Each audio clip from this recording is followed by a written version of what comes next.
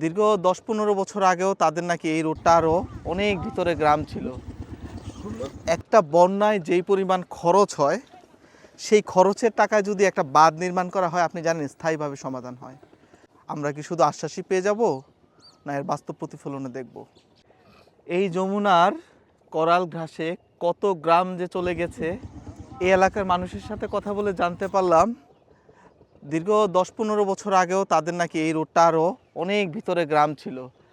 দর্শক দেখেন কিভাবে ভাঙছে, প্রতিনিয়ত ভাঙছে এবং গ্রামের পর গ্রাম হারাচ্ছে, ফসল হারাচ্ছে, ভিটে মাটি হারা মানুষ হচ্ছে।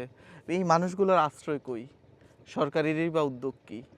কিছু কিছু জায়গায় বালি ফেলা হয়েছে, জিও ব্যাগ ফালানো হয়েছে, সাময়িকভাবে ভাঙন রোধ করা গেছে, কিন্তু স্থায়ীভাবে নদী ভাঙতেছে একদিকে, অন্যদিকে দেখেন নদীর নাব্যতা সংকট।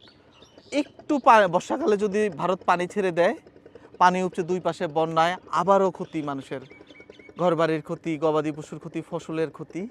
এইভাবেই চলে আসছে দীর্ঘদিন যাবৎ। এটা রোধ কবে হবে? নদীগুলোকে কি আমরা নিয়ন্ত্রণ করার ক্ষমতা রাখি না, নাকি সরকারের যথেষ্ট উদ্যোগের অভাব? একটা বন্যায় যেই পরিমাণ খরচ হয়, সেই খরচের টাকায় যদি একটা বাঁধ নির্মাণ করা হয়, আপনি জানেন স্থায়ীভাবে সমাধান হয়। কিন্তু কোনো গভর্নমেন্টকে আমরা আজও এই উদ্যোগটা নিতে দেখলাম না। এটাই হচ্ছে আমাদের এই বাংলার এই নদী তীরবর্তী মানুষের নিয়তি।